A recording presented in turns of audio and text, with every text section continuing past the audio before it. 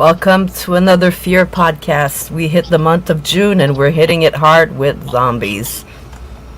Yay, My, zombie. We're my back. co-hosts, Mark, Keith, Scarlett. Welcome, guys. The fearless foursome. Yeah. Mama's Maiden already in the comment. How you doing, love? So, how's you guys been? It's been about a month now, I guess. Everybody's good. All good. I feel All really good. good. Fingers Keith, crossed. Yeah. Keith recovering? Getting there. Love to hear it. I We can have to help go you. to an orthopedic surgeon next. They got to check some things on my shoulder. I had a checkup on Thursday, and he was doing some things with my arm because there's so much atrophy in my shoulder. And he did some tests, and one of them he had me like put up my arm like this, and then he tried to, I had to push up, and he pushed down. When he pushed down, my entire arm just like let go, and it was an insane amount of pain. So he's like, yeah, so sounds like you may already have a rotator cuff issue or some other thing going on there too that we need to get checked out. So yeah, doctor's appointments are definitely not over for you. So On the road to recovering, though. On the Exactly. road. all the fun stuff. I'll be able to start swimming July 15th. Oh, that's gonna be nice. Well, yeah, 'cause we have a pool. We have a pool, and I can't use it except stick my feet in it. That's about it. Yep, another month, and you'll be good to go. Yeah, 30 more days. Yeah. So you guys could see, I did a fancy little background today. Yay! Those are the movies we're gonna talk about. Mark is gonna run the order, and just hop on, guys. If you have comments, if you have things to say about the movie, let's go. Yeah, come join us. Come join us. We're going to be kicking things off with 28 Days Later. From there, we're going to move on to Shaun of the Dead. And then we'll have a little chat about Zombieland. And then we'll finish up the train to Busan. So a bit of terror, a bit of comedy, and then a bit of pulling at the heartstrings just to finish the night off. I know. It gets me every time, and I know it's coming, but it gets me every time. We'll talk about it later. Right. But yeah, all good. It's been a busy month over here this side of the pond. Just getting stuff done. Been to see a couple of bands. I bought a bass guitar. Nice, you did it. I can't play it yet, but I bought one. So Nice. I'm gonna start. But it's all good. Yeah, we're here for horror, obviously. So no, it's all good. All good. No pool here, unfortunately, and even if I did, it's nowhere near warm enough. So okay, kicking things off. 28 Days Later, 2002. 2002. It's just crazy. Right. Written by Alex Garland, who also gave us Ex Machina, Annihilation, Sunshine. Guy writes good stuff. Do we have a trailer, Mel? I'm working on that right now. Awesome. And Sunshine is one of my favorite all-time. Sunshine's such a good movie. Maybe we'll have to add that to our list. Basically, anything All-time by Danny science Boyle, I'm in. Yeah, for sure. So, obviously, as we were just saying, then directed by Danny Boyle, Shallow Grave, Trainspotting 1 and 2, The Beach, Slumdog Millionaire, Sunshine, the list goes on and on. The man's a genius. Starring Cillian Murphy, way before Peaky Blinders and Oppenheimer and Oscars. Very young. This was one of his Cillian earliest Murphy. films, wasn't it? Yeah, for sure. See, for a long time I thought he was in Shallow Grave, but he wasn't. I don't know if you've seen Shallow Grave, but I was sure he was in Shallow Grave, but he wasn't. I double checked. Naomi Harris, Brendan Gleeson, Christopher Eccleston, and a lot of other. Obviously, it's predominantly English cast. In fact, I think it's a full English cast. Shot over here on the streets of London and the surrounding boroughs. Made for about £8 million, so not massive money. Brought in 84 million in 2002, and it was a British zombie movie, so pretty good, to be fair. Oh, There's the trailer. here we go. I love this movie.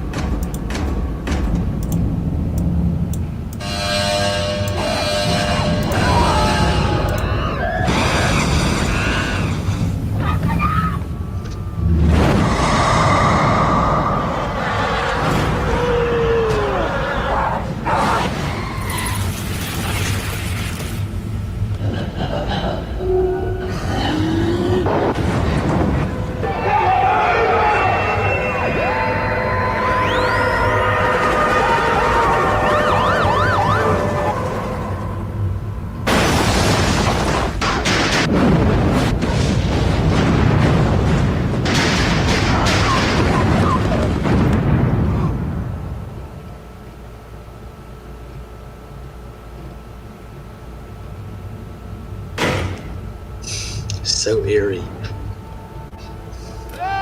Reminds me of The Walking Dead. Yeah. I think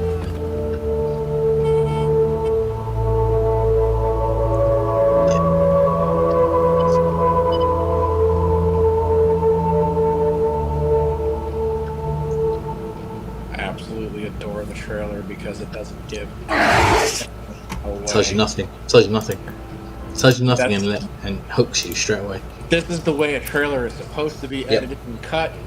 That's like all these new age trailers literally give you the plot line in the 2-minute video. I'm with you. You don't need to watch a movie if you've seen it in 2 minutes. Yeah. And that's something that happens all too often these days, unfortunately. But it tells you, like you say, it tells you nothing. And yet straight away you're like, I really, really want to see this. I was there opening night. I remember it well. Was being a big fan of Danny Boyle anyway. It was destined for opening night. It's a great movie. It's not the funnest of I saw this one in theaters. It's not the funnest of watches, let's be fair. It's certainly not the next two movies on the list. It's very grim, it's very graphic, it's very depressing in some respects, but it's also darn good. It's so good. You need to get yourself a Blu-ray copy or a better copy, I would say, for sure, or maybe a stream. It must be available on streaming. I would have thought it's somewhere. not. So is it not really? Yes. So I went down the rabbit hole on the streaming thing. So why? Apparently, whoever owns the rights to it pulled it from all streaming because they're in the process of creating 28 years later. They are indeed. Finally, the fans have been heard. They removed it, and they removed it for one of the reasons of it being such a low quality. And what I read is that they're attempting to do a restoration on it and then re-releasing it in HD. That would be good. That'd be good. I've got the set. I've got the 2 in a Blu-ray double pack, and I have to admit the quality's fine. It's I need to find very, the very, very good. Yeah. I looked at the DVD. The DVD is the 2003 copy of the DVD. Yeah. It was like when it first came out, basically. And I don't really have like amazing DVD players. Like I have like PS5, PS2, in the house. I can play DVD and stuff like that. So it just came very, very, very low quality. I remember it having Scarlett start to sit through it. She passed out within 30 minutes. It's a grainy, gritty movie by nature anyway, so you take that into account, and then the quality maybe not there that you're looking for. And the thing is, if you're playing it on a machine that is of a higher spec, it's going to expose all the flaws, isn't it? That's what happens. Right. I think that was the issue, and she's of a generation now that's so used to high quality content and everything, even your everyday videos that you see on YouTube, shorts and stuff like that of content creators. This is something that didn't really make her scared. That's my boy. So two of my friends are they've just taken a few days away. They've gone to Morocco for one of them's 40th, so they must have just arrived and hit the all-inclusive bar. One of my guys. I love him. Okay, so 28 days later, for those who haven't seen it, starts with a group of activists freeing caged monkeys, thinking they're doing the right thing. Animals being treated poorly, treated badly is never a nice thing, obviously. Unfortunately for them, they were completely unaware that these monkeys have been infected with something called rage, which is a genetic virus that spreads rapidly and turns anyone who comes into contact with it into a...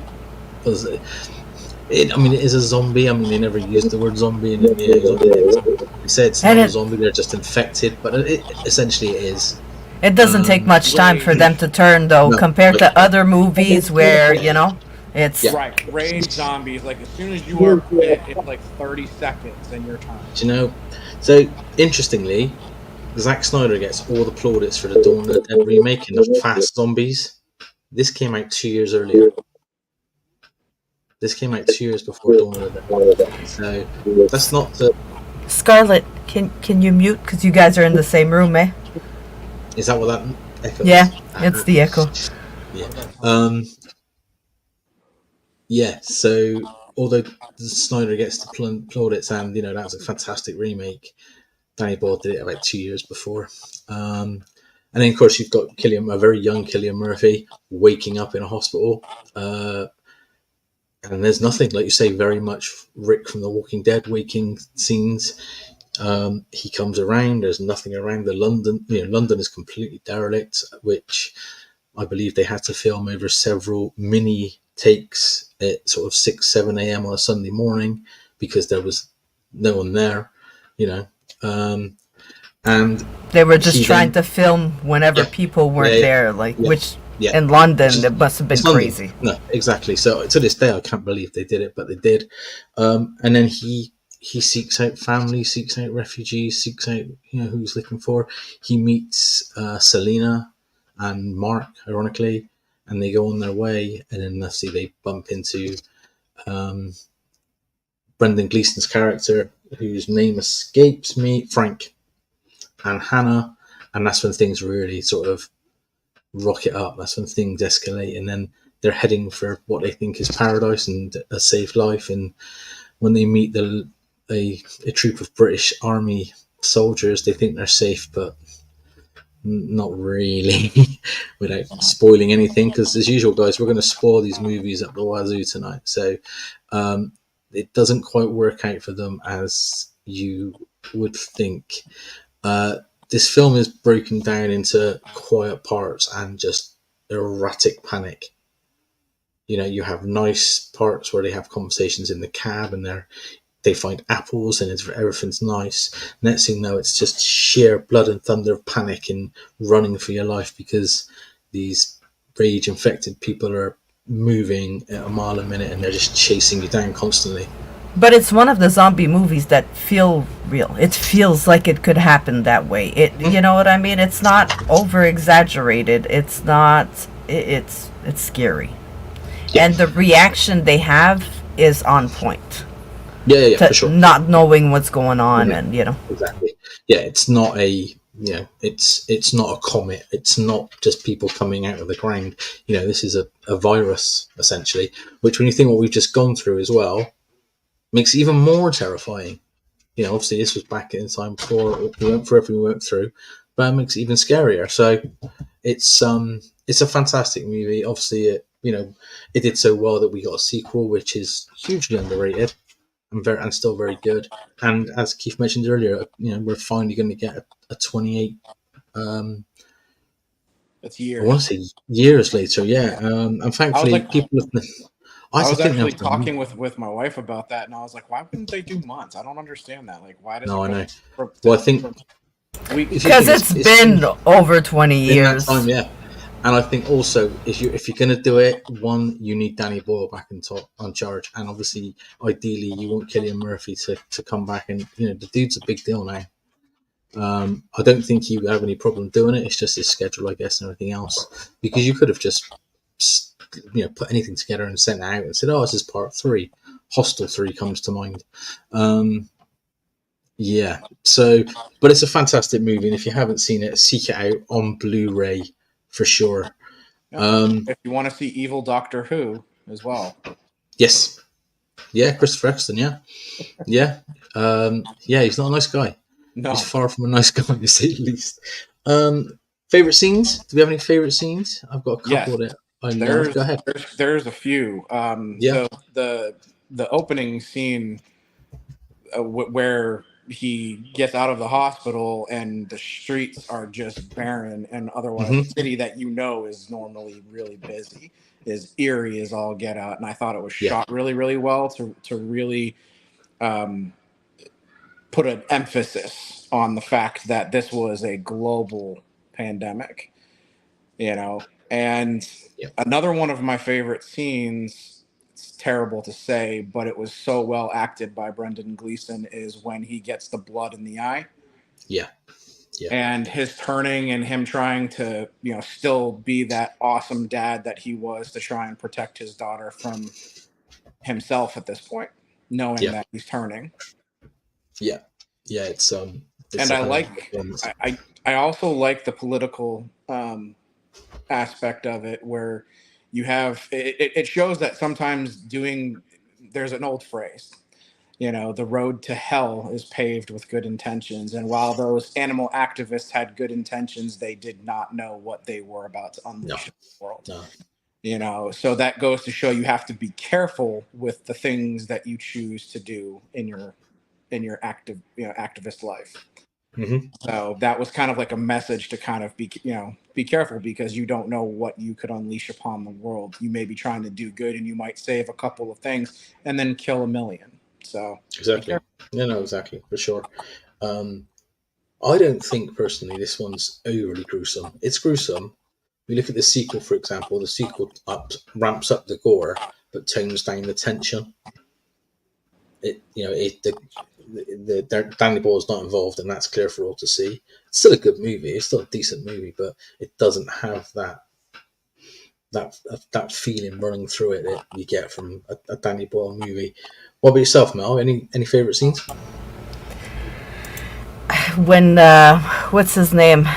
When Jim releases, the Oh, infected that they kept there in yeah, the camp. yeah, I mean, yeah. being a woman myself and what they do to For sure. women, I was like, yes, like it's for sure, Yeah, no, for for sure. sure. But They like, deserved every bit of that. oh yeah, like Keith said though, the blood drop in the eye, it just shows how fast people could get infected. It's just, usually it has to be a bite. It has to be something big. In The Walking Dead, they cover themselves in zombie guts. Yeah, You know what I yeah, mean? yeah. In 28 days later, they wouldn't have done that. There's no time. 28 days later. There's no Well, time to take the they state. couldn't have done that. I mean, with No, the way those zombies were, I don't think that it would have masked It, anything. no, no, no, because definitely. they're not zombies, right? But Mm. even if that would have worked, are you gonna take a chance of running that blood close to your eyes like that after Right. seeing that man get one drop of nope? No. No, no, exactly. The, It's like you say, because they're not quote unquote zombies in that respect. The method doesn't work. I love the Jim Berserker scene, as I call it, where he has no choice but to go, nuts. I think that's just it's been building and building and building, and he has no choice but to, eventually save the woman he now loves, clearly, along with Hannah as well. And he just goes full on berserker. That scene is fantastic, which leads up to the letting the infected loose. But the other scene I really enjoy, and I'm sorry I shouldn't laugh, but I just find it quite amusing in a really horrible sort of Mark way, is when Selena kills Mark. So they've just met Jim. Jim doesn't know what's going on, and he gets the tiniest little bite, and she's like, "Are you bit?" And he goes, "Yeah, but it's." And before he even finishes the sentence, she just butchers him. It's But like, that brings back to what I was saying earlier, the reality of this. You don't mess around. I'm sorry, no, you're my friend. I've been with you, but you're bit. I mean, you're dead. emotion, You're dead. survival instinct kicks in. Yeah, But like you said, she Jim. didn't even hesitate. You No, got bit, and bang, yeah, done. and yeah. Jim's still trying to work out what's going on. He's taken aback by it. If you hesitate, in a zombie apocalypse, you die. It's that simple. Yeah, exactly. But I just find that whole section, that whole setup of that hammers home exactly what he's waking up into. It Um, and that reminded me too. The other scene in the beginning, right before all of that, is when he's in the church, and we that's see a great scene. the infected for the first time. Yeah, that's a great scene. That's when he That thinks he's freaked safe, me isn't out. it? He thinks he's Right. finally found salvation. He's found somebody, and it's like, oh, no, He's like, I'm it's sorry, Father. yeah, it's a great movie. It really is. I mean, I hold it to the highest standard. It's a 5 out of 5 for me. It always has been. And the sequel's decent. It is. It had a good cast. Like, I mean, Yeah, Robert Carlyle was absolutely fantastic in that film. yeah. The sequel's And decent. it did Yeah. it, and it had it had Idris Elba, it had Jeremy Renner in it. It had Hmm. there was quite a few big names. Yeah, yeah, Rose yeah. Byrne. Yeah. It wasn't sort of a just chucked together for TV movie or a cheap cash in or anything. It was a decent movie. A couple of bits of trivia from this one. So the bulk of the infected who were cast, because they actually, it's all done practically. So the bulk of the infected cast were all actual either professional or semi-professional athletes. to make them quicker. It's yeah, okay. Makes sense, right? Makes sense. Yep. And this is another one that also blows my mind because it never happens or very rarely happens. This movie was almost entirely shot in sequence, opening credits to close credits. Obviously, films normally shot in sections and put together and edited and so on. This film was almost entirely shot in sequence. Yeah, you're right. That's not done very often. It's not That's done. pretty cool. No, It's no. not done. No, it's not done at all. But it is a masterpiece in a time where horror was starting to pull back. We were starting to get decent movies again. The 90s were a bit up and down. The early 90s had their moments, but when you've got powerhouses of movie making like Danny Boyle putting his name to things like this, it's going to be good. It's clearly my bias is shining through. The man can do no wrong in my eyes. So yeah, it's a great movie. It gets 5 out of 5 for me, no question. And I can't wait for part 3. It's definitely one of my favorite ones. Has to be. Yep. And in terms of British horror movies, it's up there with the very best, in my opinion, for me personally. I don't know if it's better than The Descent, but it certainly isn't. It runs it close. So yeah, it's a great movie. Check it out, guys, if you haven't. We got anything else to speak about on the fantastic 28 Days Later? Good luck finding it. If you can actually find a DVD or Blu-ray version of it, here in the UK, if anyone's awake here in the UK, apart from myself, because obviously it's later, it is available on some streaming services. I'm pretty sure you can get it on Prime for like £2, maybe even £2.50. It might even be free on Prime now, but you can get a double pack Blu-ray for about £10. So about like you said, they're coming for 20 years later, so everything's going to get re-released. Yeah. I'd be amazed if we don't see this get a very brief day or two theatrical run leading up to it, because a lot of films have been doing that before the theatrical releases of reboots, sequels. Yeah, even The Crow, the original Crow, was this week. This week here, we had it, The Crow, for 2 days. I'm not hearing here, lots of bad stuff about that film. The new one. Yeah, I'm not looking forward to it. I have to be honest. I wasn't on board, and Dan, who commented earlier, is a huge fan, and he kind of can't wait, but also is very worried. And I look at it this way: it's not got Edward Furlong and David Boreanaz in, so it can't be that bad. No, it's not Crow Wicked Prayer. So no, you've got a fairly good actor in Bill Skarsgård. So yeah, for sure. I have faith that he'll his acting will be fantastic. I just don't know if the writing and the storyline is going to be what we're looking for. Yeah, time will tell. I just hope it's not John Wick in a duster with no t-shirt on. But anyway, that's maybe a crow discussion is something for down the line.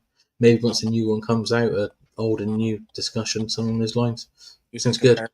Yeah, definitely.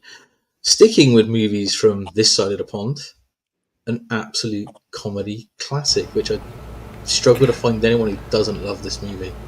Love that movie. 2004's Shaun of the Dead. Scarlett absolutely adores that film. Love Yay. it. What's not to love, though? It's so good. It's so well done. It's so funny. Written by Simon Pegg and Edgar Wright. Oh, I'm going to be quiet while we watch the amazing trailer.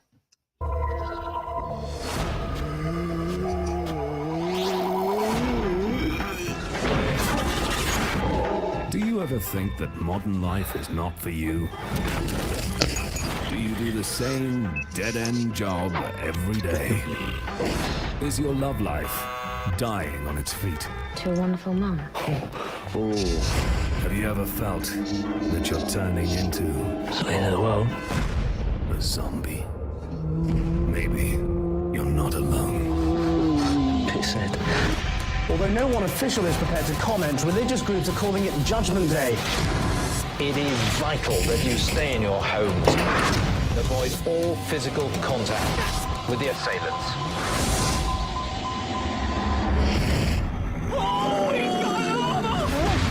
So, what's the plan? Bash him in the head, that seems to work out. Why have we got to go Lizzie's? Because I love her. Alright, gay.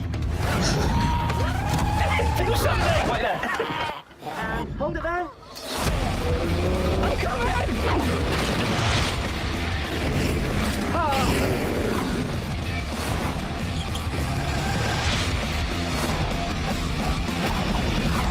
Here they come.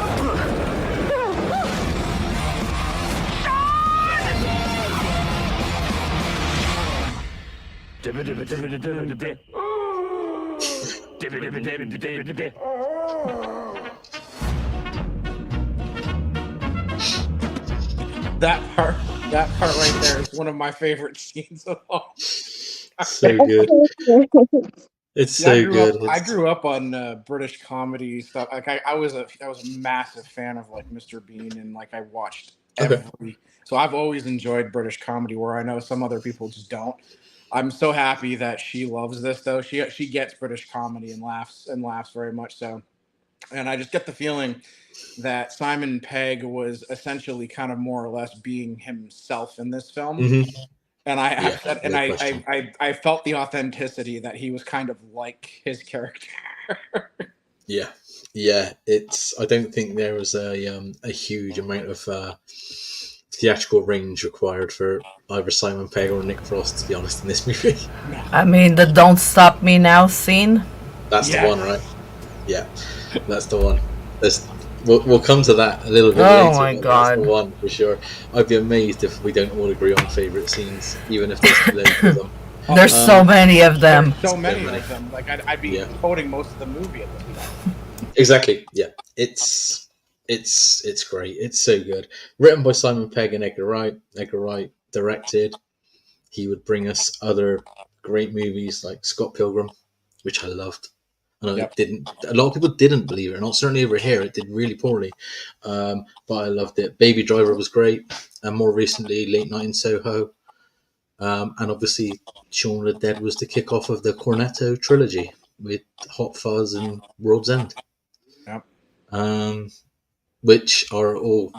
I don't think World's End is as good as the other two, but certainly Shaun of the Dead and Hot Fuzz are top drawer. So, starring obviously Simon Pegg, Nick Frost, Kate Ashfield, and Dylan Moran, and a lot of other people you guys probably never heard of, and I hadn't either. You know, it's not a very big cast, really. Bill Nighy's obviously in it, who sort of rose to prominence, and again, thanks to the Underworld movies, I believe, and Love Actually. I was gonna say Love Actually was a big one because that was Yeah, that when that released, there was so many amazing actors in that I yeah, remember people all over the place were like, "We gotta go see Love Actually in the movie theater. It's a big romantic comedy. Come on, let's go." yeah. That But made then some money, that movie. But then Underworld definitely was a big one for Bill, and then Pirates of the Caribbean 2, Dead Man's Chest. He Do you plays know, I hold Davy my Jones. yeah, I hold my hands up. I saw the first one in about 10 minutes of the second. I've Really? never seen them since. Yeah, not for any particular reason. Just doesn't, you know, things go by and you just don't always see everything. Made for about 6 million.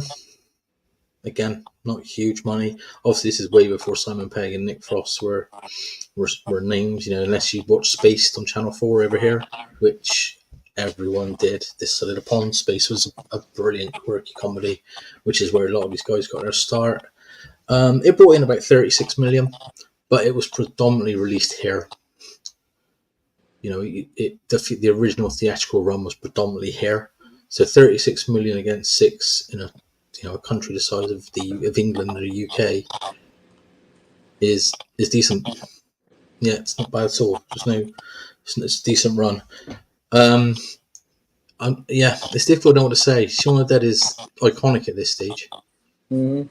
So it's one of those where if you haven't seen it, you know what you're talking about. You only need to see you see that the iconic picture of him with a cricket bat, and you go to Shaun of the Dead. You may have never seen a shot of it, but you will know it. I mean, he's just your everyday, average, nerdy guy. Zombie Salesman. apocalypse hits. Yeah, salesman, IT salesman. Lives in his friend's house from college, Pete, with his weed dealing friend. But he's so disconnected though because he doesn't see anything that's happening.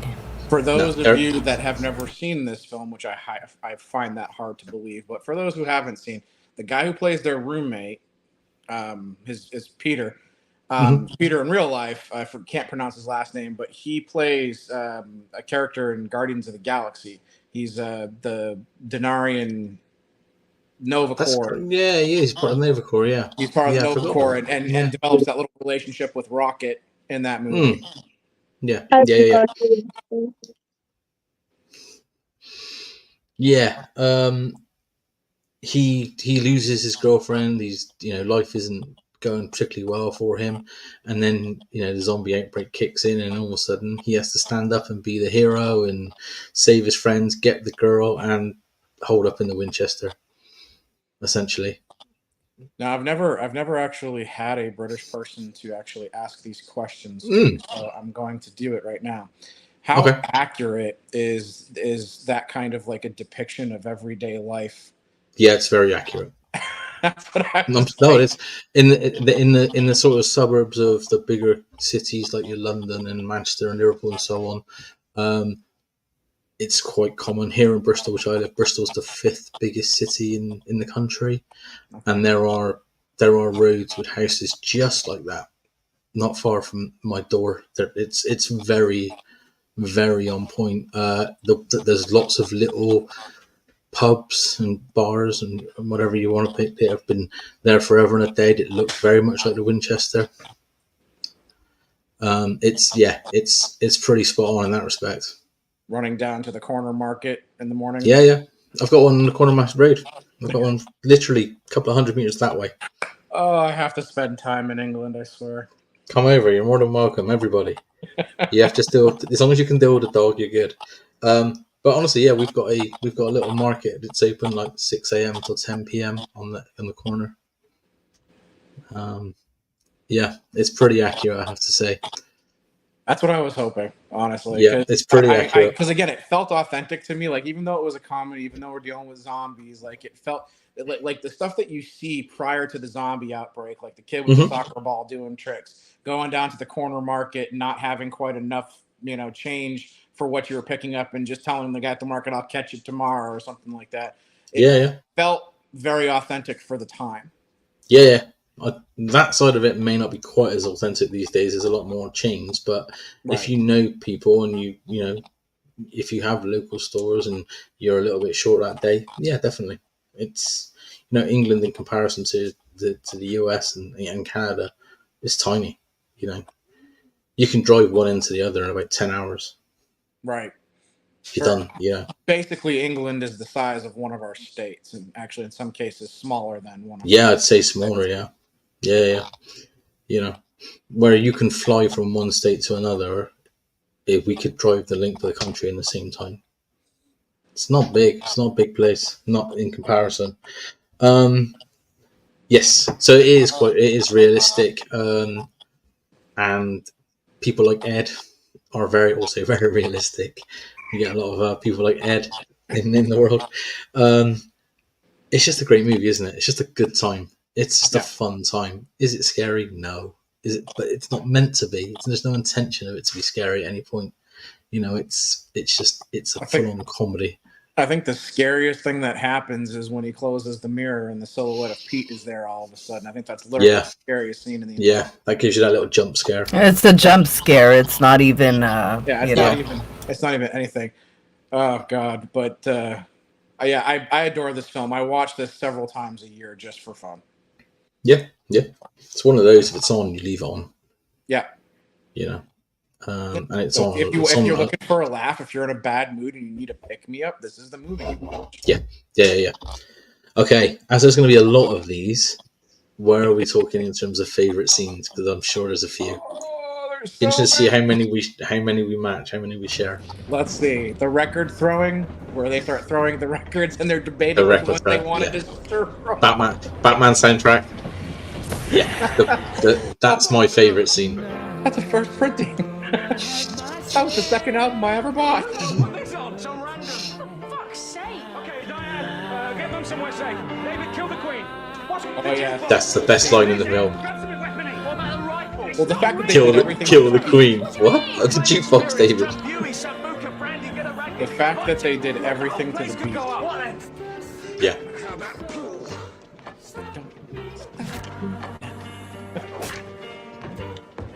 So good. Okay, John, it's time at the bar. I want to point out that you can see all the padding that's in that guy's shirt. Yeah. But that He's adds just to the holding his fun of arms it. out. He's like, just give it to me. Yeah. I think that adds to the fun of it.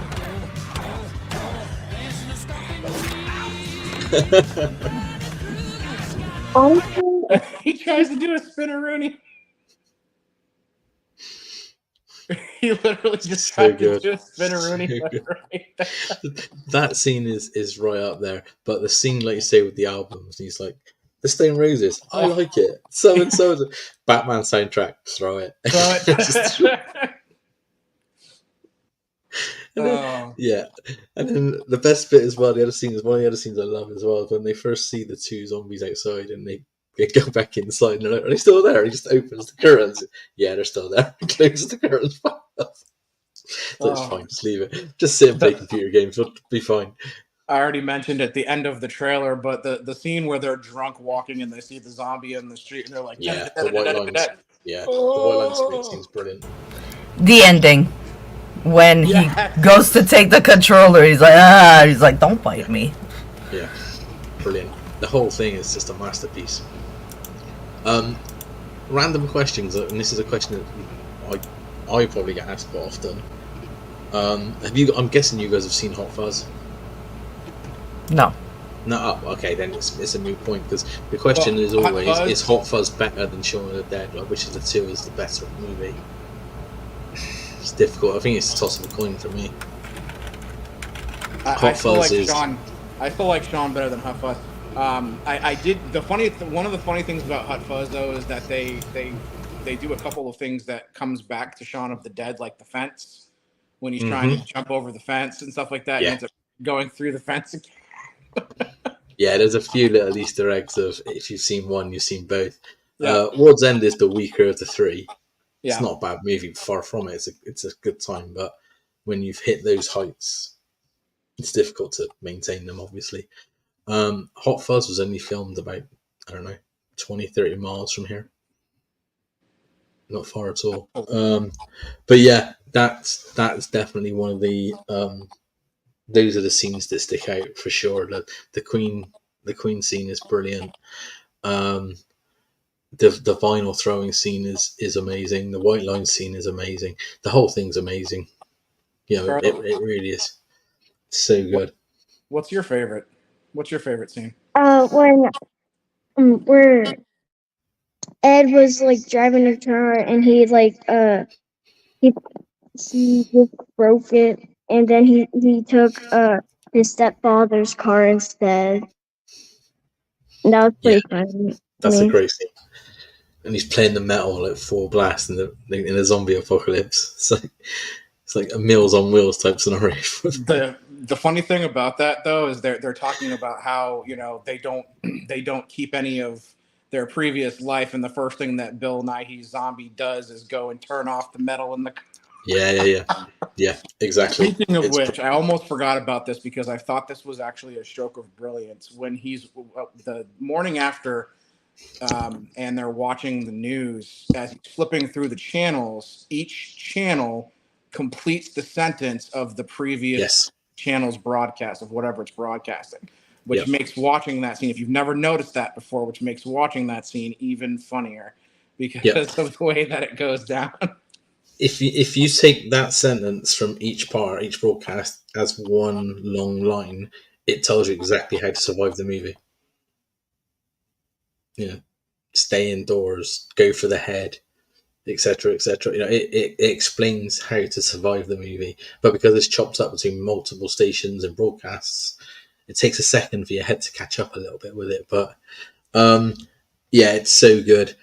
Little bit of trivia on this one, and this is mind blowing. George Romero was so impressed with this movie that he had Nick Frost and Simon Pegg be extras on as the zombies in Land of the Dead a year later. To think that the godfather of zombie movies not only saw this but liked it enough to go, you two can be zombies if you like. Brilliant. It's pretty cool. That's cool, I right? never Cool, noticed yes. that. Are they wearing their Shaun of the Dead outfits in this? I don't know. I couldn't find out either way for sure. I couldn't get to find it, but What in what movie did you say? Land Land of of the the Dead, 2003, so literally a year It's later. yeah, it's got like John Leguizamo in it and stuff like 2005, it that. might have been actually. And Yeah, it's not a great movie. it's not great, but like Dennis the Hopper as way well. that the zombies are done in that film were different, and Yeah. I liked that a lot. Like the execution Yeah. of the zombies was really well done. The storyline that couples with what they did there is not that great, but No, I the agree. zombies themselves were really interesting. Yeah, I remember going back and doing when I reviewed the whole series. How long? Probably a year ago now, maybe a little bit longer. And I hadn't seen Land of the Dead apart from the initial watch. And in my head, it was the one I was looking forward to the least. And that was still the case, but it was nowhere near as bad as I built it up and as remembered it being. It's not great. Far from it. It's not. It's not a great movie, but there's some interesting takes to it. The zombie death match is where you could see them doing a cameo. Oh, okay. Hold on a second. You imagine being like these guys they're TV stars over here. They make a little English movie, and next thing you know, George Romero's on the phone saying, "Guys, do you want to come and be in my movie?" They would be the zombies, I think. Yeah.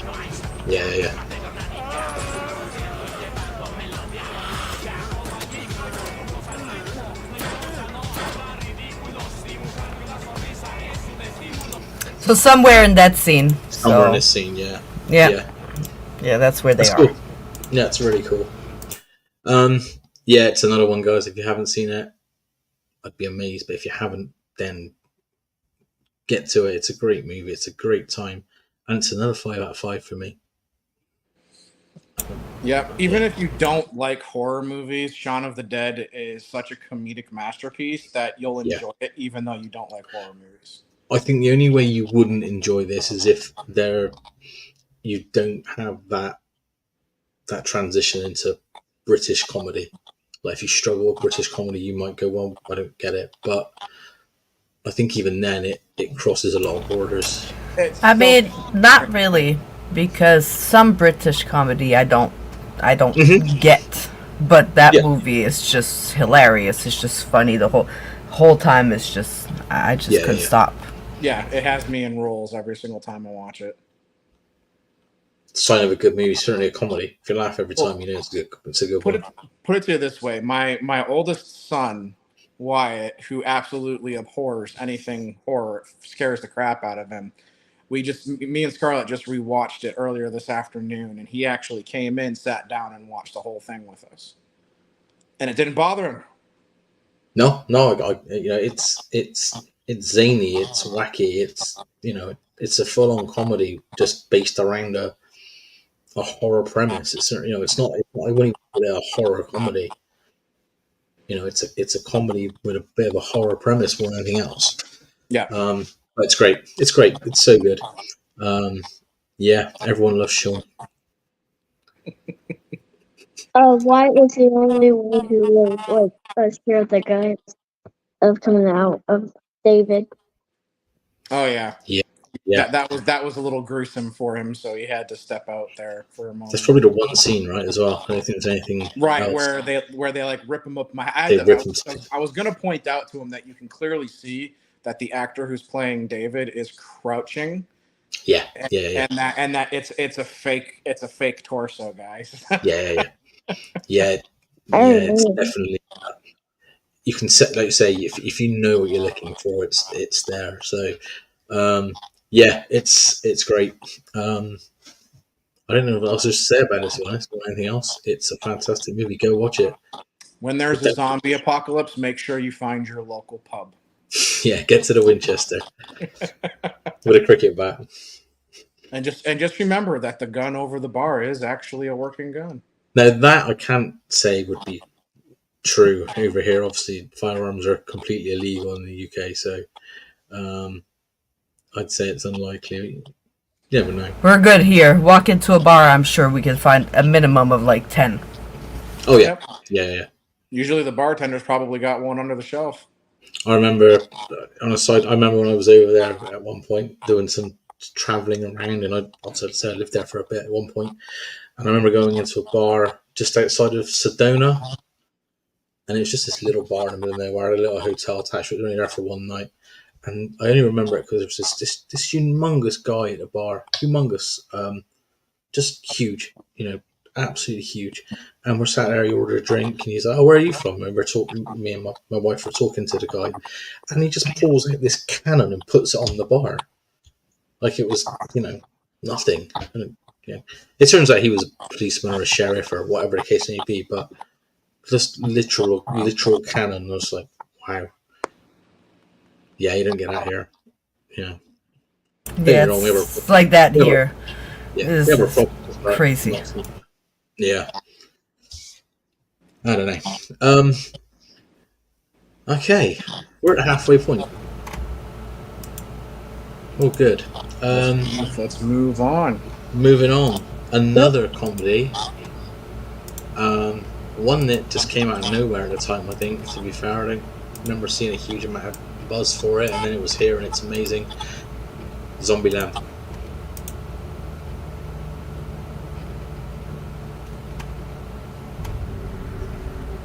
Planet Earth, home to over 6 billion people.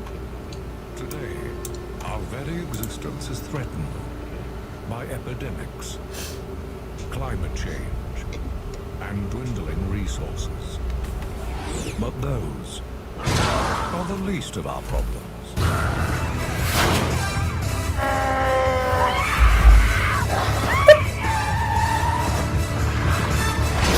Welcome to Zombieland.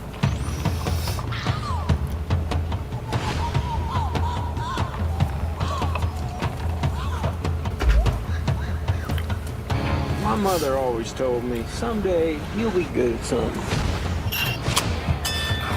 I mean, I don't think she could have guessed that something would be zombie killing. What do you think? Zombie kill of the week? Close, but no cigar. Zombie Kill of the Week went to Miss Cynthia Knickerbocker.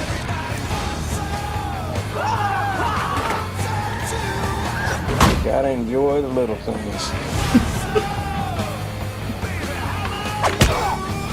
Fucking love this shit.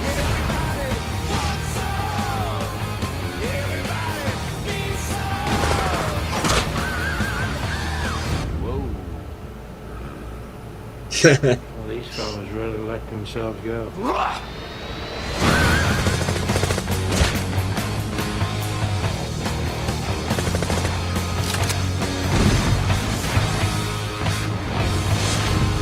Zombieland. You guys want some Puro? Yes. Yeah.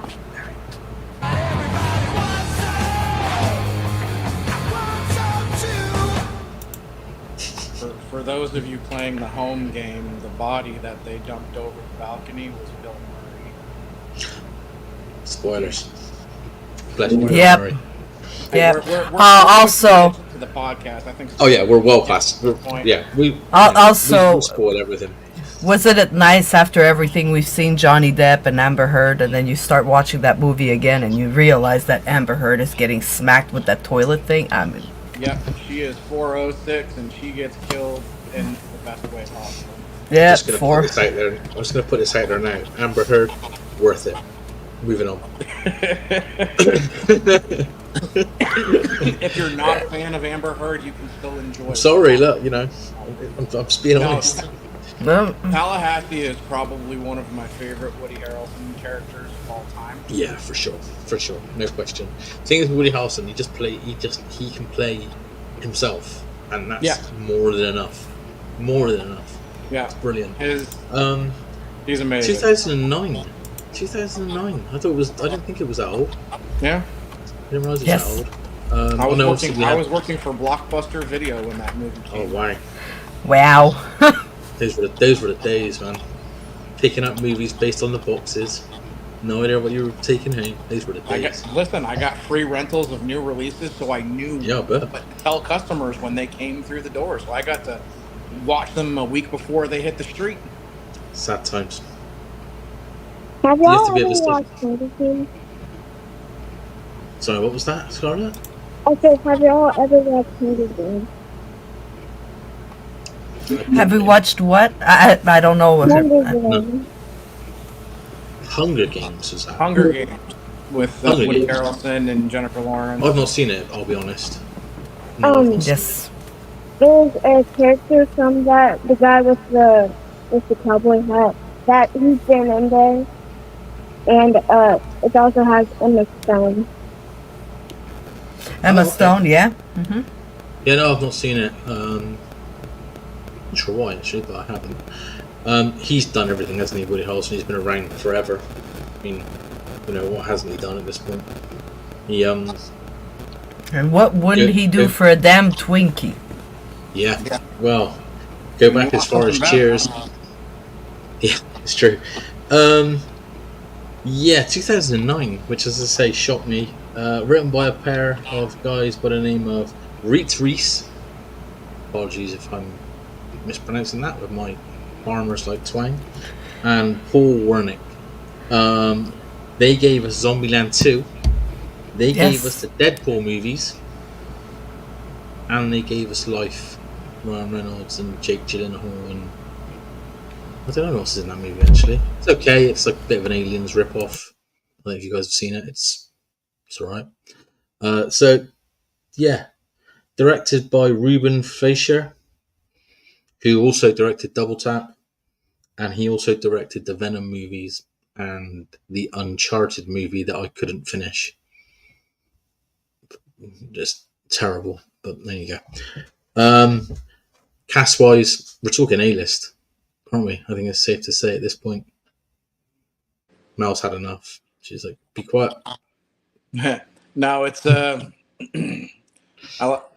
Jesse Eisenberg was good for the role of Columbus. He just tends to play the same character in everything. Yeah. There's not a lot of one side. He's very one-sided to his acting capabilities. Yeah, that one side doesn't include Lex Luthor. No, he was awful as Lex Luthor. Yeah, hugely miscast. But yeah, if you're looking for the quiet, shy, nerdy type, he's your guy. Or Mark Zuckerberg. Yeah, no, he did. Yeah, he did okay with the network, didn't he? Yeah, he did. Yeah. Granted, he had the wonderful, amazing Spider-Man as a counterpart in that film. This is true. Yeah, it's which true. Which did make it much better, to be honest. Andrew Garfield. Yeah, entirely too good looking and not nerdy enough to be Spider-Man, but he did a good job. No, he did. He did fantastic, but he's just a well-rounded actor. Like if you've ever watched all the stuff that he does, he definitely becomes the characters that he portrays. Yeah, like for example, he Tick Tick Boom and on Netflix, which is kind of like a story about Jonathan Larson, the playwright who wrote the musical Rent. It's kind of the story of his early life before he died. Okay. And he plays Jonathan Larson in that film, and I thought it was absolutely brilliant. I love Andrew Garfield. He's fantastic. Yeah, he's good. He's very good. He was 30 when he played Peter Parker. Yep. Crazy. Yep. But there you go. That was where we were. And again, Zombieland was kind of early on in Emma Stone's career as well. Yeah, she was a relatively unknown. And Abigail Breslin's a kid. Yeah. This was like her transition period. This was where she was kind of moving away from the kid, becoming more of an adult. Yeah. She had been in so many like films, like Definitely Maybe, and where she played a much younger child in most of the Signs with Mel Gibson. That's right. She was in Signs, wasn't she? His daughter. Yep, in Signs. I forgot she was in Signs. It's been a minute since I've seen Signs, to be fair. Yep, as well as what was it? Was it Rory Culkin? Macaulay Culkin, Home Alone's little brother was in it as well. Okay. Macaulay Culkin's brother. Yeah, he was. Yeah. And then of course Joaquin Phoenix. Yeah, it's not a worst movie, to be fair. It's not bad. It's one of my favorite. It's one of my favorite M. Night Shyamalan's. Yeah, with you. I can understand why. It's decent enough. I think we may see Garfield again. Depending on what they do with the Venom stuff and the universe hopping, we may see another version of him. We'll see. I mean, I'm more than favourite. It'd be great. We will see. Now, the one thing that sets Zombieland apart is the fact that it's kind of like an autobiographical where Jesse Eisenberg is telling his point of view of surviving in Zombieland. And one of the funny things about this is he has created a set of rules, which we don't get to actually see them all, but we get to see some of the more funny ones. And the first one that he talks about is the number one rule is cardio. Yeah, brilliant. And yes. And that one was funny. Yeah. The way they portrayed that one, he's like, "Yep, in Zombieland, the first ones to go are the fatties." It's up there for sure. It's they say we've got a set of rules that we don't see them all, but the cardio one's great. There's 53 rules in total that I can see. Yep, there's a lot. Seatbelts, beware of bathrooms. The double tap. Double tap. Yep. Yeah. Seatbelts, travel light. Yep. I mean everything. Don't be a hero.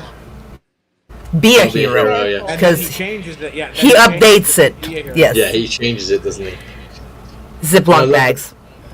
Ziploc bags. Yeah. And I love the fact that they just get outsmarted by the girls continually, and then eventually they have to work together. Yes. Genius. Tallahassee just can't deal with it. That's where I discovered Emma Stone, and my love for that actress. I mean, I love everything she does. I think she's amazing. Cardio. I every time I do the Nixus podcast, I have a question. I ask the bands now, who would survive a zombie apocalypse? Who would be the first to go down? And a lot of people tell me because, I'm the fat guy in the group. I don't have cardio. And my answer to that is I would trip a bitch. Yeah. I'll trip you. I'm going to stay alive. I will trip you. There you go. No, see, Sam? Just trip somebody. Trip it. You'll be good. Thing is, you haven't got to outrun the zombies, you just got to outrun the guy in front of you. Hey, listen, it worked for Shane in Walking Dead. I mean, look what he did to Otis in season 2. True, very true. Exactly. Mm-hmm. Bill Murray for the win, right? Yes. That scene, that's my favourite scene. Yeah. That's my favorite scene. Yeah, it has to be. It has to be. And he goes, I think I just shot Bill Murray, and he goes, I'm pretty sure it's just Bill at this stage. Yeah, so good. But like, no, it's my fault. Miscalculated. Yeah, probably shouldn't have scared him in the cinema. But it's a road movie, isn't it? Essentially. I'm such a huge fan of yours. I mean, I swear, I've seen every one of your movies 1,000,000 times, and I even love your dramatic roles and just everything. 6 people left in the world. One of them is Bill fucking Murray. I know that's not your middle name. I've been watching you since I was since I could masturbate. I mean, not that they're connected. Former Queen Sheba about to become a Masters champion. Yeah.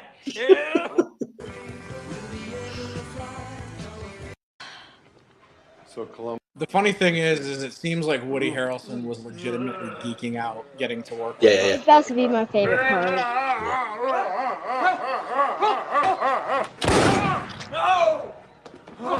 That's my favorite part. How he takes forever to die. I know. Yeah. Is that how you say hello? Where you coming from? Oh my god, I can't believe I shot Bill Murray. Mr. Murray. Bill, I think now. Bill? Yeah? I don't think we're gonna be able to stitch this. That's still tender. You think you might pull through? No. If it means anything now, I am so sorry. It's just instinctive. It's my bad. I was never a very good practical joker. I don't know why Bill Murray is so dramatic. Garfield, maybe? And he regrets Garfield. Who wouldn't at this point?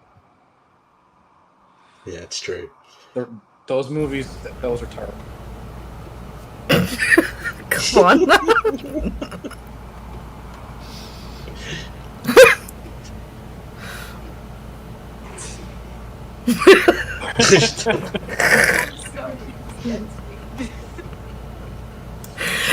That would be me. So good. That would be me.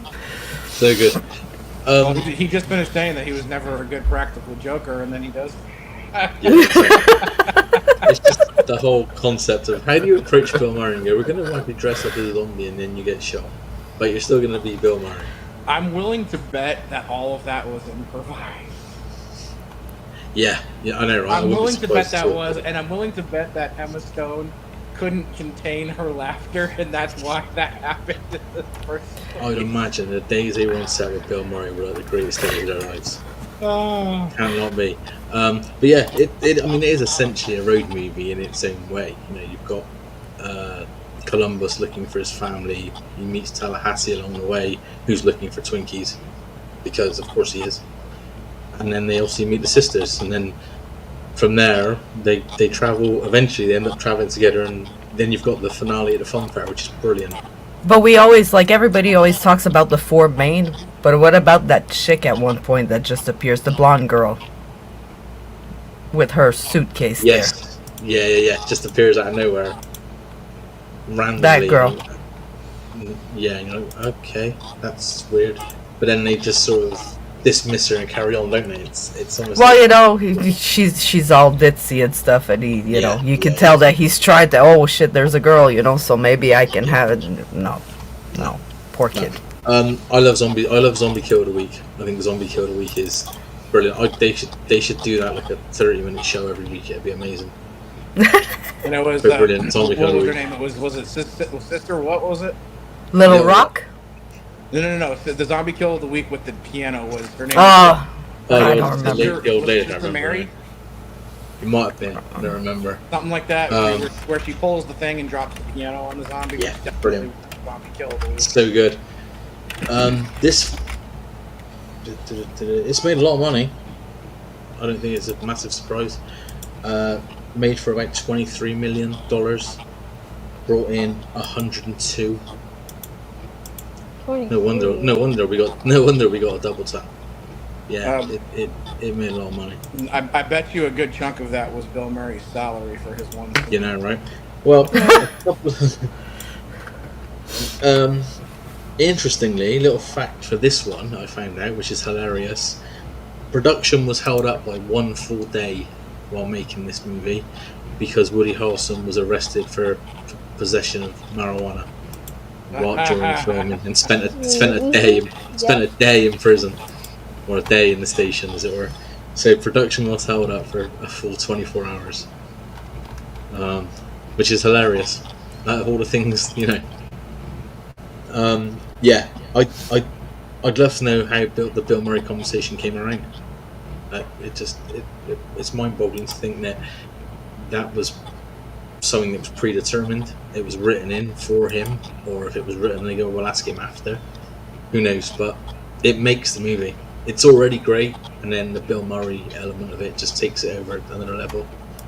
That was a nice surprise. It was definitely a nice. To see him walk in, it was like, oh, because he's not in the trailers. He's not, you know, it's not a selling point. It's just like a bonus. Yeah, and a lot of movies when they do this, they make the mistake of having a name in the opening credits. It's not in the opening credits in this, so you know it would be like having Tom Cruise on the opening credits of Tropic Thunder. Listen, it's like me watching Bird Box because I think that God, I forgot her name now. Where are you going with this? When they say here, this actress is in the movie. Right. So I watched Bird Box because what's her name? She plays American Horror Story. She plays Sarah Paulson. I'm all excited. Sarah Paulson's in it. Well, spoilers. She died in the first 10 minutes. And I was like, you're right. Yeah, I forgot about that. Fuck. I watched the movie for her, but let's just keep watching it for Sandra Bullock. I was waiting for one of you to say that you watched her 28 days later, rather than the one about her in rehab, rather than zombie movie. Oh That shit! would have been Oh, hilarious. right. Yeah, I think Another fun fact about Zombieland is that the inspiration for the director of the film was taken directly from Shaun of the Dead. really I didn't know that. Yes. I didn't find that. Ruben, I think it's Taste Bit Fleischer has said that he was Fleischer, yeah. inspired to make this by Shaun of the Dead. Why? Holy That's crap. cool. Small Yeah, world. that is cool. Yeah. It's funny how it works. It kind of does lean to why the comedy element of it's a similar sort of comedy, isn't it? It's a similar sort of slapsticky way of filmmaking. It's got that sort of element to it. So I'm not massively surprised. I think the Bill Murray element is what takes it over the top. I think that's why I would say that the second one isn't quite as good. It's okay. It's all right. It's not terrible, but So I just did a quick little research to know how Bill Murray ended up there. They were gonna give it to like a zombified dancing Patrick Swayze, like Sylvester Stallone. They had a few celebrities lined up, but the actor cast in the part that he dropped a week before, and Harrelson's the one that messaged Bill Murray, and it was like, and Bill Murray said yes.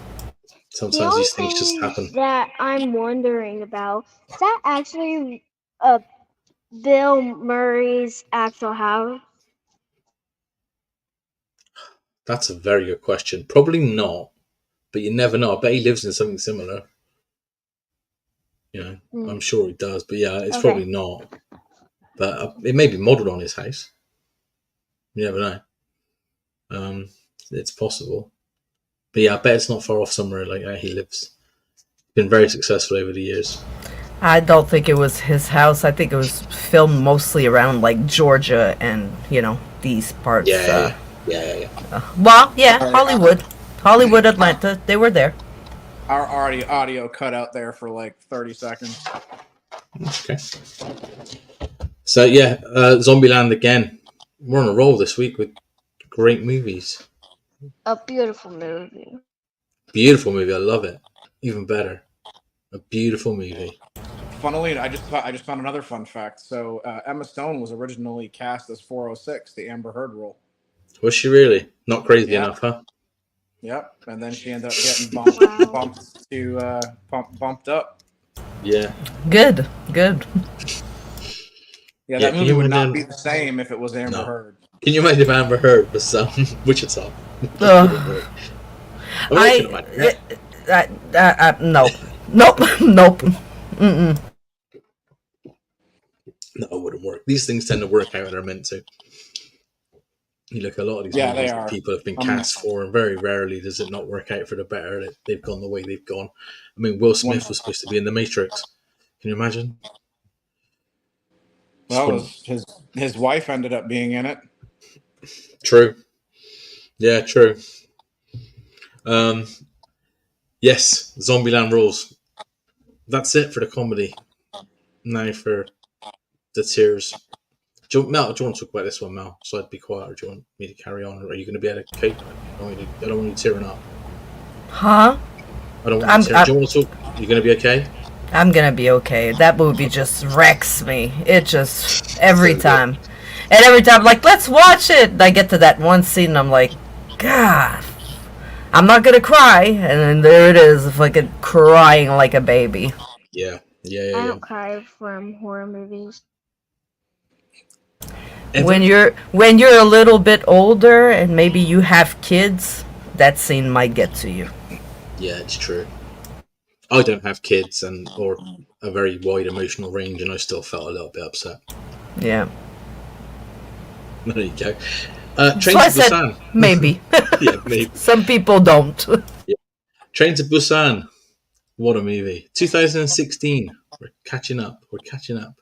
2016. This is where I butcher lots of people's names. So apologies across the board. The year after when I was born. Jeez. Now we all feel really old. Thanks, Scarlett. Thank you so much for that. So that's thrown me off of my my rhythm completely. Okay, let's try it again. Train to Gotcha. Busan. Yeah, I know, right? I don't know how old I was in 2016, but I'd been here a while. I don't blame Um, him. I think I'm the oldest here, though, How right? did they get you there, Dad?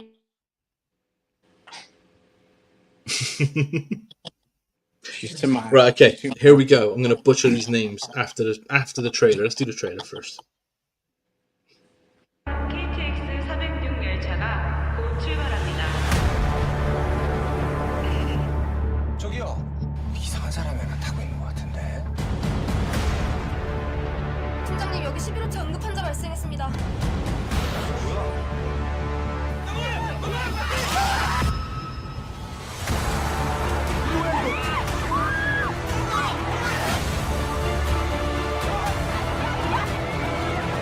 너 혼자만 차가 있어? 알려주세요.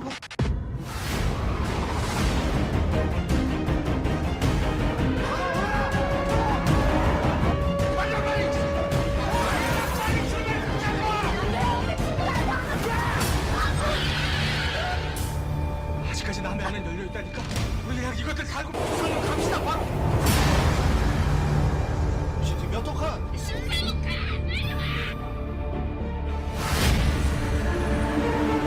상황을 끝나면 들어와. 당신은 지금 무슨 일이 벌어지고 있는지 몰라?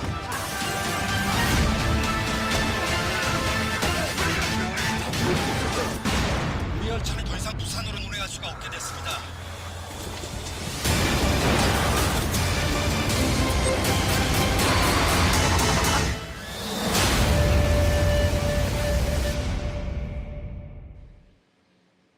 Boom. So good, so good. Some callbacks to the zombies of 28 Days Later. They moved a lot faster Rapid. than the normal zombies. And in a confined space like that, that's what does it. That Yeah, confined that was space even makes quicker. everything feel quicker. Yeah, so the guys behind this haven't actually done a huge amount of work. I've found 4 movies between the writers and directors, one of which was an animated zombie apocalypse movie called Seoul Station. It's Seoul, Korea, spelled Seoul Station. Written by a guy named Joo Suk Park. That's pretty good for me. And directed by Young Sang Ho. I'm on a roll. This is where it goes bad, really. Starring Gong Yoo, Jung Young Mi, and Kim Sram.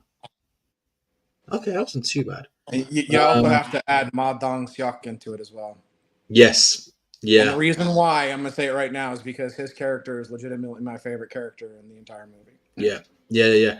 And also, randomly, in everyday life away from movie world, he was Gong Yo's personal trainer. Interesting. Made for 10 million yen, which works out to about $63,000. And it is that level of good. Yeah, and it brought back 92 million. It is the sixth. It is the 6th highest grossing movie in South Korean history. Wow. That makes complete and utter sense. Lunacy. It just goes to show it can be done. That's absolutely fantastic. That means that they're using modern day technology at a fraction of the cost that we use it at. Yeah. No wonder At we're the getting trained to very- New York. At the very beginning, they're like acting like deers and dogs when they attack the person. Yeah. They're very much like they're like hunting dogs. You're right. The way they approach and sort of leap onto people and the speed and stuff. It's very much animalistic. Yeah. In a nutshell, a zombie outbreak hits and Busan appears to be a station that's still open, which means there could be some freedom. So they keep on the train and keep going, but at the same time, people are getting infected. And within this, you've got the story of a successful businessman and his young daughter, whose relationship is somewhat strained, I think it's probably safe to say. Yeah. That changes dramatically over the course of the movie to living with her dad. Mom is in Busan. Correct. Yep. And he is taking her. Originally, he wasn't going to take her, but he decided to take her for her birthday to see her mother. Yeah.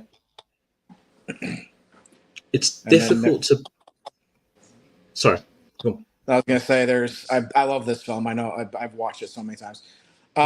So the couple there, which is she's pregnant.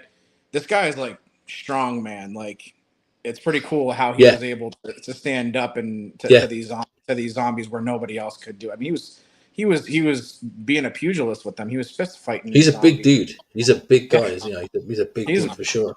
He's a big Korean. I've not seen too many Koreans as big as this guy. Not gonna lie, he's a big guy. But the entire premise, they're stuck on the bus, and there's one person that gets onto the bus that's infected. And then, as you can imagine, it just starts to spiral out of control from there on out. The scene where the baseball team starts to get infected, that was insane. That's my scene. That's my favorite scene in the movie. If you can have a quote unquote favorite scene, but I just admire the artistry of it. The artistry of how it's put together, how it's portrayed on the screen is just incredible. Nope, they had a really good storyline the way they put it together. Yeah. Just made it successful. And then of course you have the one thing I've seen in a lot of the Asian filmmaking and stuff like that is they do a really good job at creating at least one or two characters that you just really want to punch in the face and that you really hope that they die at some point throughout the movie. And that older business guy is that person for me. Like, he was just such an ass throughout the entire film. Well, that's one of the key messages within the movie, isn't it? Is that when you're surrounded by all the undead and all the monsters, actually the scariest thing is the way that the people turn on each other. Yeah. That's the underlying key to the story in the movie itself. It's frantic. It goes by in a hiccup. I don't even know what the runtime is. It could be 2 hours, or it could be longer for all I know. I haven't got it to hand, but it goes so quick. It starts. 58. There you go, so close to 2, but it runs at a fever pitch. And it's the kind of movie that it's subtitles. But at one point, I'm not even reading the subtitles anymore. You get the story, you get where they're going, and then the action, the acting is just on point to tell you where the story was going. Oh, the stuff that South Korea has been coming out with these last, 7 to 10 years now. Probably longer. Yeah, probably longer. Probably longer than that. The stuff's been brilliant, and everything that I end up catching from South Korea on Netflix or anywhere else that I see a film from, I'm always enthralled with what they do. There's a horror TV show that I also believe is done from South Korea called The Kingdom, which is like olden times where I watched this based on your. Wow. I think we talked about this before. F.E.A.R was called F.E.A.R way back, maybe episode 1, way back when, and I watched it based off of you talking about it. I think it's really good. Yeah. Sounds familiar. Yeah, it's really good. Yeah, The Kingdom. It is a very unique way of portraying a zombie outbreak. Very unique. So I've enjoyed just Asian filmmaking in general, Japanese, Korean. A lot of it is I'm a big fan. Really well done. Really, really, really well done. There's been very few things that I have watched that I haven't enjoyed. It's rare, isn't it? It's rare. I'm with you on that. It's a rarity. You find something you go, that wasn't for me, because what you tend to find is that even with the more extreme movies, there's something different about it. Squid Game. The affiliation, the affiliation for the genre, for horror in general. They adore it as a genre. They don't. It's not to be sort of sneered at. Not that I think we are in that time anymore, but we certainly were. It definitely is a classic in its own right. I'm dreading the American remake. Are they doing a remake of Train to Busan in America? Yeah, Train. No, it was dropped. It was supposed. Yeah, it was supposed to come out, but it was dropped. Another movie came out in its place. U.S. bought the rights in 2016 and did nothing with it. No, they dropped it because Oh, she said there is one. I Yeah, I have thought there not was. seen it. Yeah. There's going to be a Train to Busan 3? Yeah, so Train to Busan 2, if you have seen or if you haven't, has nothing to do with this movie. It's a sequel in name only. It's not connected in any way. So this is what I haven't seen it, but from what I could gather from the research I did over the course of the week, it's, we get this a lot now. Have you noticed that a lot of movies come out and they're something too, and they're not connected in any way at all? It's just they used the title for whatever reason. Yeah, what was that? Yeah, What was that zombie TV show on Sci-Fi that Netflix ended up doing the prequel to it called Black Summer? don't think we got that here. Doesn't sound There familiar. was, yeah, Black Summer. Black Summer is the prequel to this. My wife would remember. She used to watch it. It was on Sci-Fi. It was a zombie TV show where like some of the zombies, even though they were infected, still maintained their humanity. Oh, right, okay. Black Friday. No, I forget. This is gonna drive me insane. I'll Okay. get back to you on what that show is, but like, It does yeah, happen. You're right. they've done a lot where some of it is in the same universe. It may not be directly correlated to Yeah. that specific story, but it is definitely in the same universe. The one that always springs to mind to me, and this I haven't done this intentionally by any means, bearing the fact that I'm in the middle of reviewing these movies, is that the MTV Scream series was taken over, wasn't it, by Netflix? And they did a really good job with it. So when you had Scream, the TV series, I think season 1 was an MTV production, and then eventually it moved over to Z Nation. Z Nation. Rachel with the win. Z Nation, that's it. So they always talked about the Black Summer and Z Nation, and then Netflix bought the rights to it and ended up doing it as a TV show. And the first season of Black Summer was actually really good. Interesting. No, I don't think we had that here. Really? Don't think so. I mean, it's not something that's. I'll have a look for it, but I mean, it's not something I'm aware of. But it doesn't mean we didn't. But I haven't heard of it before. But yeah, I'm a big. There's definitely some good stuff. Definitely some good stuff. And Train to Busan is one of those that is like high ranking. Because I remember my wife usually watches stuff randomly and then tells me, "Hey, you should check this out because this was cool." And that's how I ended up seeing Train to Busan for the first time. And she's like, "Keith, you have got to see this movie." Yeah, it's so good. It's so good. It's nothing new. That's the beauty of it. It's nothing new. It's nothing you haven't seen before. It's a zombie apocalypse movie, but the way it's delivered, the pace it's delivered at, the heart it's got within it, just carries it to top tier. It could almost be in the same universe as World War Z. It's very, the zombies act in a very similar way, but in all honesty, this movie was better executed than World War Z. Yeah, I wasn't a big fan of World War Z, I'll be honest. Only because I read the book. I think probably that didn't help. Having read the series. The best part of World War Z was when they get to that CDC. The scenes inside the CDC where he's in the viral lab and that one zombie is right there. That was probably the best part of the entire film. Yeah. I think unfortunately for them at the time, CG wasn't quite where they needed it to be. No, you're right. You're right.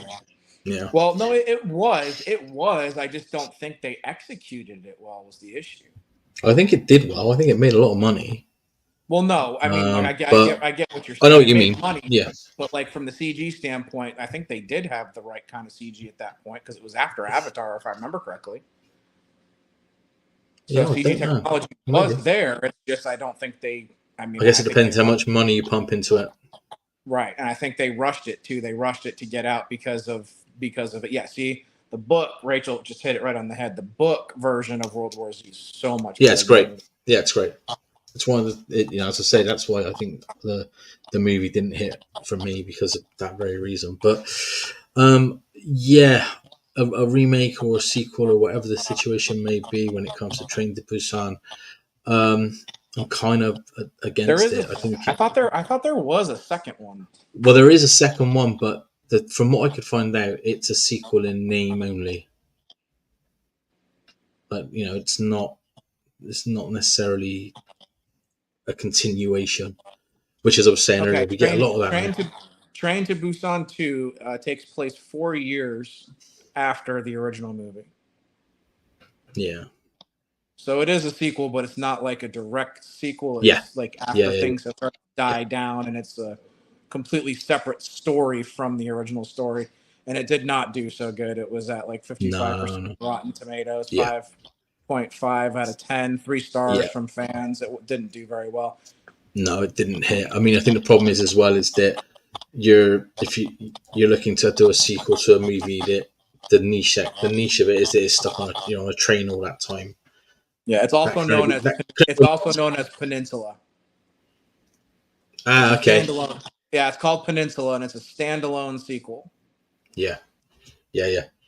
So it's, I think, because of the nature of the movie, the train element, everything else, it's a perfect standalone movie. Just leave it be. We don't need. Yeah. Not everything has to be a sequel or a universe or a whatever. We don't need the Train to Busan multiverse anytime soon. No. You really don't. It's great. It's well acted. It's well made. It's, especially when you realize how much it was made for. Yeah, and the end is heartbreaking. Yes, it is. It's so well done. That little girl's cries and screams will break the hardest shell. Yeah, the heart of any man and woman just destroys you, especially if you're a parent. Yeah, it's great. It's great. I can't recommend it highly enough. The only thing I would say is each to their own, obviously, but if you really want to experience it in the best form, watch it with the subtitles.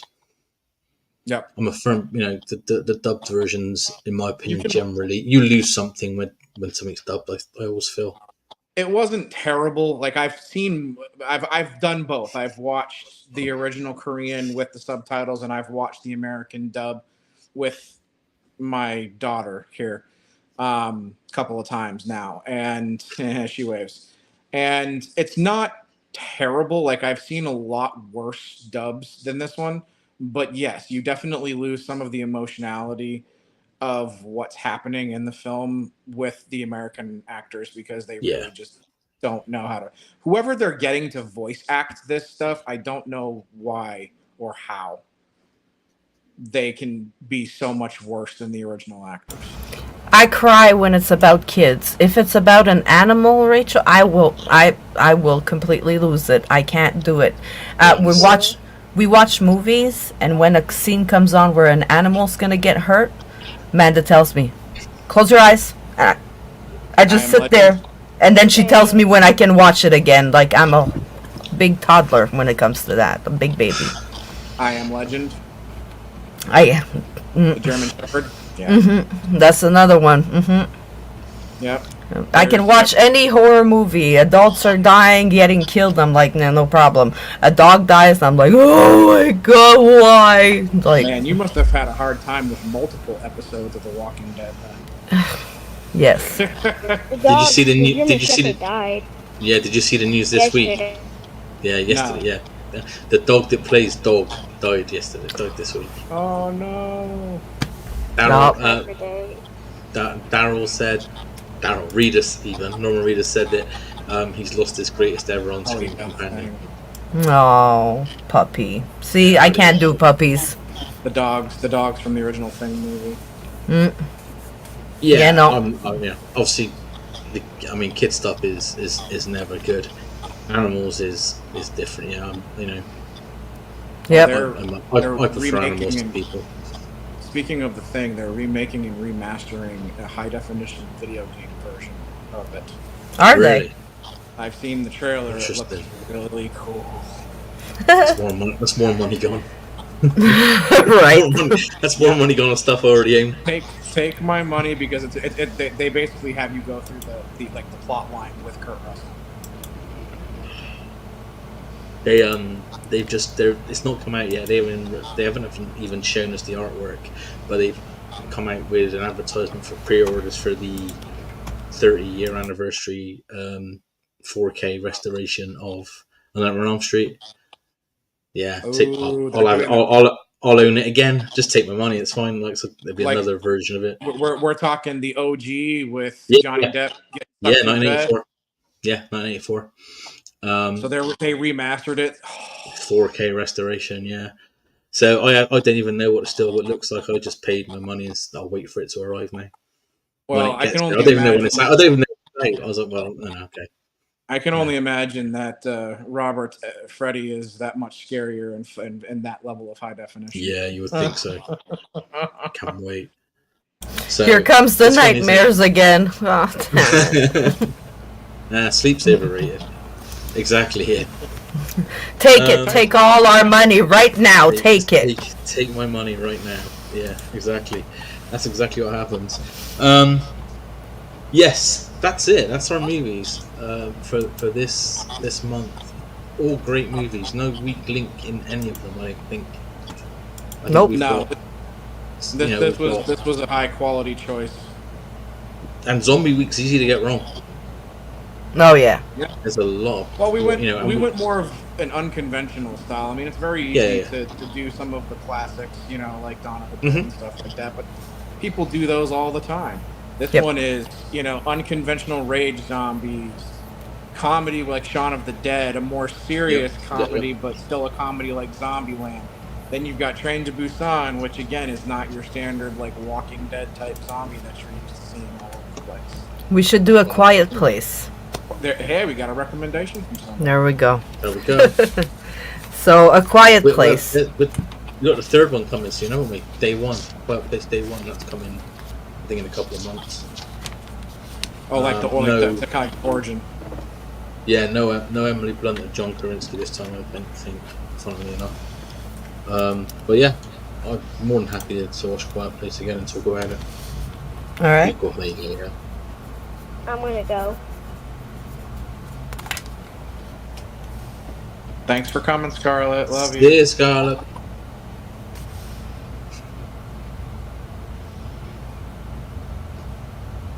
Oh. Thank you, Sam. Not a great problem. Thank you, buddy. Signs. Oh my God, I haven't seen that. We were talking about something. Jinx. We did talk about that one. That Let's do one Signs. for me. Let's do that because that one definitely has some really great moments in the way that the storytelling ability is one thing that M. Night Shyamalan does not lack, and his ability to tie things back and stuff like that. You may not always get fooled by the surprise endings and stuff like that, but the storytelling is literally just awesome. Every month with Dashcam. Every month. I mean, we'll have to do it. We'll have to do Dashcam at some point. I want to do Midsummer at some point too. I want to go into the. Midsummer's great. I mean, I'm like, I know Scarlett likes to participate with us, but also some movies, like Midsummer has some pretty wicked scenes. Exactly. There's stuff that we won't let her watch. Yeah, that's what I'm saying. So we can always make sure that we have at least one movie that she can review with us. But some movies, like I was looking at Midsummer earlier and I was like, no, don't worry, Rachel, I wouldn't let my kids watch Midsummer, so. Too deep. That's traumatizing. Nope. To say the least. If we're going to go with A Quiet Place and Signs, should we make next month Alien Night? So we could do Cloverfield. Okay. For example. Okay. And then as a fourth one, I don't know, something along those lines. So they're all sort of alien abduction or alien. Do you think Quiet Places are monsters coming down, aren't they? Signs is aliens. Cloverfield's an alien, Yes. Cloverleaf. Yep. Maybe Fire in the Sky, or something, or Fifth Kind, or Fifth Kind, or something like that. I'm trying to think of a good one. Okay. Well, We can always think and put it together. We'll put up a poster up there. The Baldwin movie. No.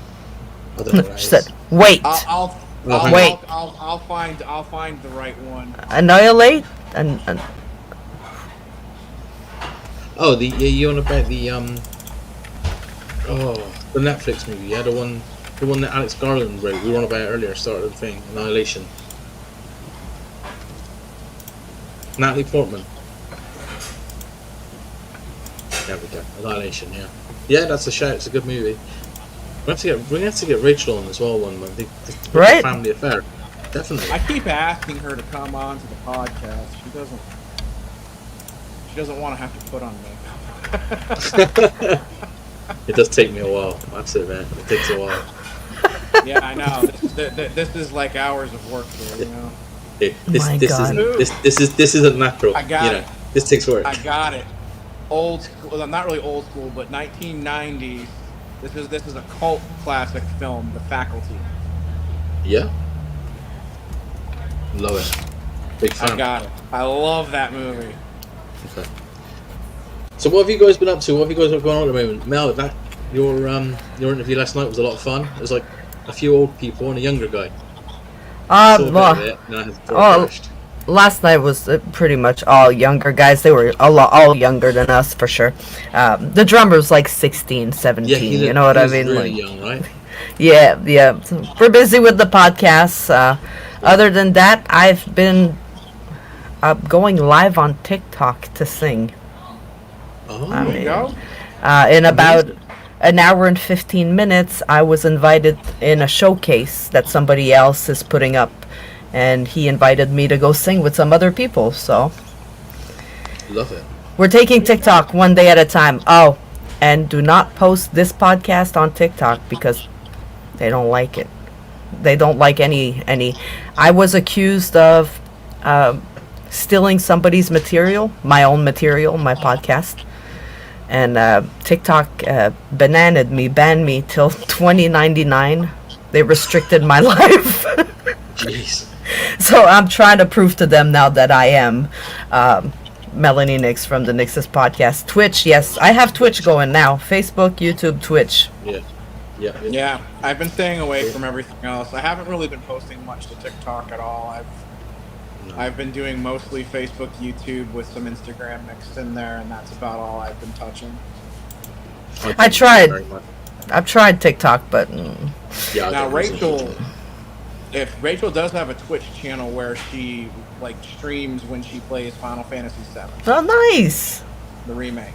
That's cool. Nice. And what's different about it is she's not using really guides. She's doing this all just playing through naturally. No guides.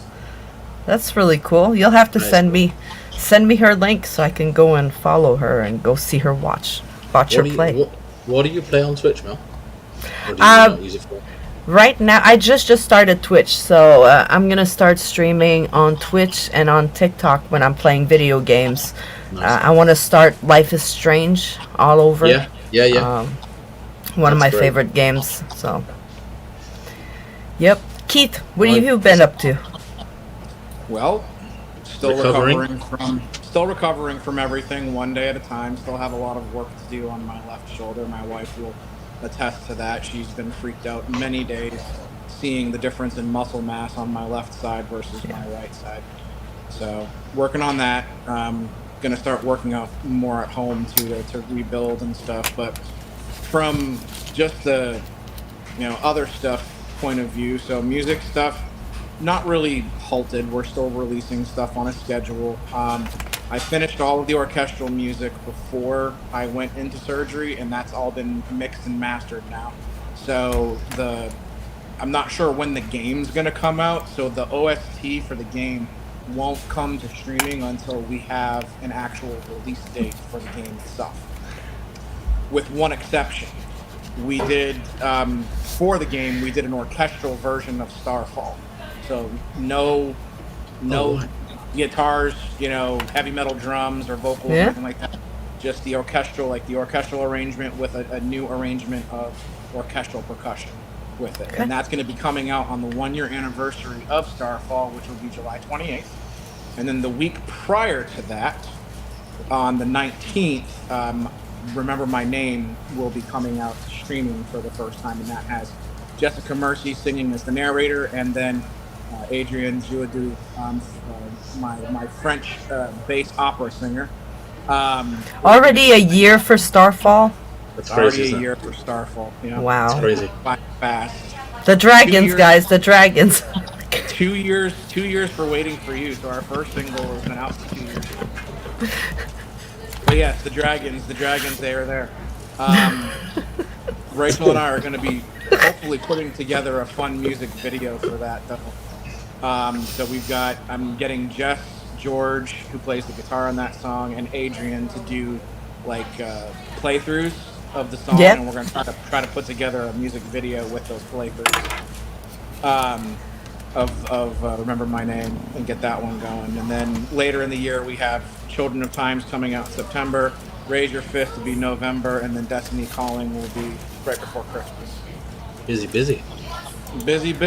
And but, all of that and recovering at the same time. And I've already got 8 songs written for album number 2.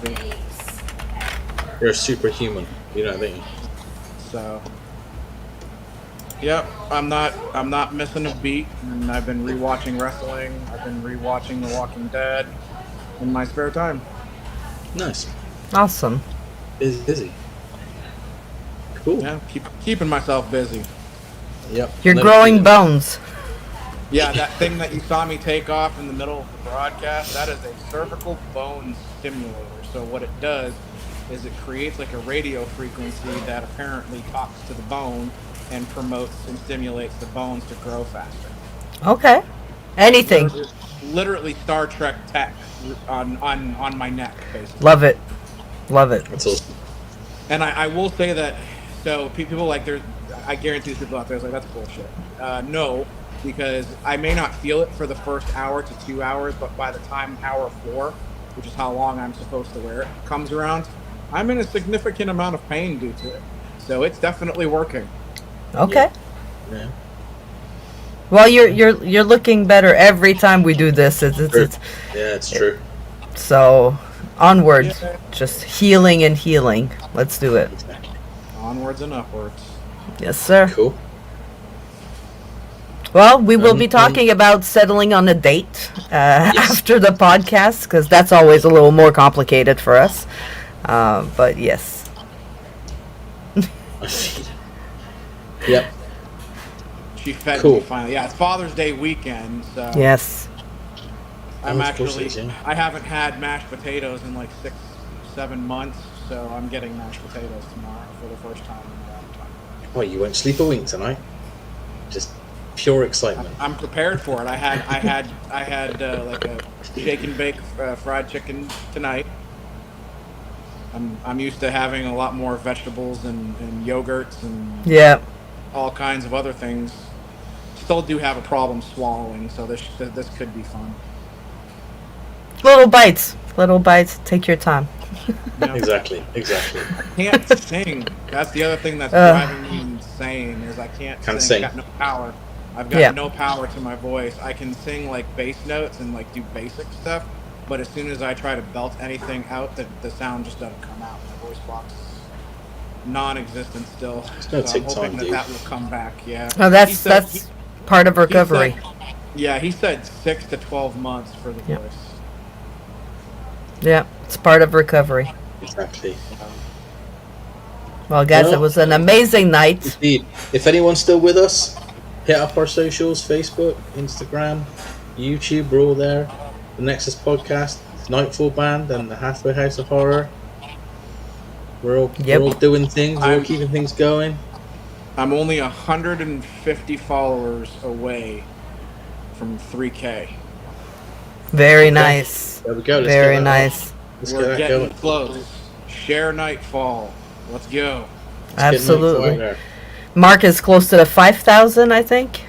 Yeah, closing in. And I haven't been looking at my numbers. It's it's been interesting the last few weeks. I've had you've grown. It's funny. Like I've gotten to the stage now where I almost know what movies are gonna hit. Like I knew Scream was gonna go over. Well, it was never in doubt. So yeah, I've got the 6th movie in the series that will be out on Tuesday, and that's that done until the new one comes out. From there, we're going over to the Abaddon Hotel with the 4 Hell House movies, which are varying in quality but a fun time. As always, requests, I'm more than happy to take them. I'm more than happy to go through them and do them. We still got to get Mel to record Event Horizon. I'm never going to let it go. We'll never We have to forget. watch it. We have to watch it together. Just watch it, all of us. It's fine. We can I watch it am- off screen, and then when we talk about it, we just bring like clips of me freaking out, like, ah, look at Mel. Yeah. And if that works really well, we'll find stuff even more depraved for you to watch. Awesome. I love it. Mel's movie reactions. Let's go. Yeah. Let's Well, do it. The house is going to YouTube. The house will be making its way to YouTube. Good. I'm not sure how yet, and I'm not sure when, but it's probably going to be with the help of AI, which I'm researching in quite heavily at the moment. But it seems to be the next logical step, really, to be honest. So Well, yeah, we'll see what happens. There's multiple viewpoints on the use of AI in artistry, and Yep. I get the other side's, statements about it, but they are so afraid to embrace change that they don't even realize that they're going to end up getting left behind is the Yep. issue. Yeah, You for have sure. to look at stuff. You have to look at stuff. Think about companies like, hey, guess who I used to work for? Blockbuster. They had the opportunity to buy Netflix and go Yeah. completely online if they wanted to. They turned it down. Their company went bankrupt and Yep. went under, and Netflix is now one of the biggest in the world. Yep. Yep. Yeah, it's true. Look at Yeah, it's true. Kodak. Kodak did not want to embrace digital photography. They said it was going to destroy photography. Yep. It hasn't destroyed photography. It's enhanced photography. And there are people who still do film. Okay, I get that. Actual film. Well, you can't compare film and digital, just like you can't compare an artist doing something and AI doing something. Yeah. So, from a musician's standpoint, everyone's afraid. Everyone keeps calling AI soulless and all this other stuff. Okay, I get that side of it. But the other side of it is if you have a trained musician using it as a tool to help them, I don't know, come up with a demo idea. It's not soulless because all of the ideas that are being prompted and put into it, and then the takes of the music that you decide to keep are all based on you and your mind and your ear. So it can't be soulless. People think that you go there, you say AI, okay, I want this. You have to be specific. Oh, no. You have to be very specific. If not, you're not going to get what you want. With me, so some of the more craftier AI programs for music allow you to upload, like even you humming a track, like a melody, and then it helps you build the song from that. Okay. Really cool, right? So, I had some demo ideas that were done like really crappily on a keyboard, and I just tossed them in and said, okay, this is what I'm doing. This is what I want, and then I would generate something, and then there would be like 2 takes. If I didn't like either, I'd generate again, Okay. until it gives me something similar to what I already hear in my head. So So the reason why I started doing that for coming up with some song ideas is because I can't sit in my regular chair for longer than an hour at most. Yeah. Right, and and the bench stool for my keyboard has no back whatsoever, so it hurts even more, a lot faster to do anything. But with the AI programs and tools and stuff like that, and that's what I'm using it as. I'm using it as a tool. I'm not going to be releasing this music as a finished product. No, exactly. Right? It's to get the idea down and get it into the direction that I want it to go. And then when I'm able to get back into the studio, the ideas are already concrete and solid. And then I can go and start mapping and tracking each of the parts that I would like to do. And that's how you can use AI to enhance the things that you do, not replace the things that you do, but enhance them so that you can get even better at your own craft. I'm not the greatest at writing stuff, so sometimes when I'm like writing like a paragraph, it may not sound really, professionally written or something like that. So you can take that, put that into, an AI program and say, hey, take this and rewrite it professionally. Boom. You can now sound a little bit better, but by doing that, and now you're rereading the results that you get, right? By doing that, you are also teaching yourself how to write more professionally. Yeah, exactly. Like I say, you're not just using it to produce stuff for you. It's aiding you Right. in the natural process. Right. I'm working with a studio, like a studio, a program at the moment that I found, which was highly recommended and free, which is great because I'm just experimenting. And this one is very much like Mel was saying, where you really have to do the work. You can't just click, a few word sentences into it. If I want it to be the best version of something, I'm putting a whole review into it, basically. So I'm still doing the work. It's not like I'm not doing the work. And then But it you generates. might have AI rearrange a paragraph or Yeah, something yeah, like that. yeah. But it only generates based on what you give it. The more you give it, the better it'll be. So Right. we'll see So what happens with it. It's a ways off yet, that's for sure. But it is the next step in terms of for the house, for sure. Most of the time when you're generating stuff, it's just a lot of the times it triggers something. Like it's there to give you an idea of where to take it. And like, okay, I like how it said this, but I don't like this. But now I know what I want to say, so I'm going to now re-edit it to what I want it to be. It's the same thing with lyric creating. Let's say as a musician, you're writing a lyric and you get stuck. You're like, good Lord, what should I write here? I can't find the right words. So then you type that into a chat GBT and you're like, give me some ideas for this line here that you've highlighted, right? And then it'll shoot out like 10 different things. And of course, none of it is exactly the way that you need it to be. But then all of a sudden, it sparks the idea that you need to complete the lyric. It helps you break writer's block. That's how you can use AI as a tool. Yeah, we are. We haven't said bye yet. Good. I was thinking, are we still alive? Yeah, exactly. No, you're right there, Keith. It's a tool to be used in the right way. I think if you're using it just for it to do your job for you, then yes, it could be cold. But if it's enhancing the work and the talent you've already got, then so be it. Like you say, it's where the world's going anyway. So why not jump on board? Look, AI is here to stay. It's used. It's technically been here for a long time. It's just gotten better and better and better. Many companies are using it in their chat programs for talking to customers.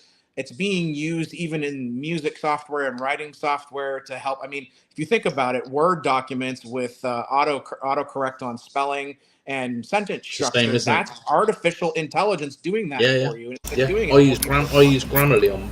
It's helping people. Like I'm on both sides. AI scares the living shit out of me.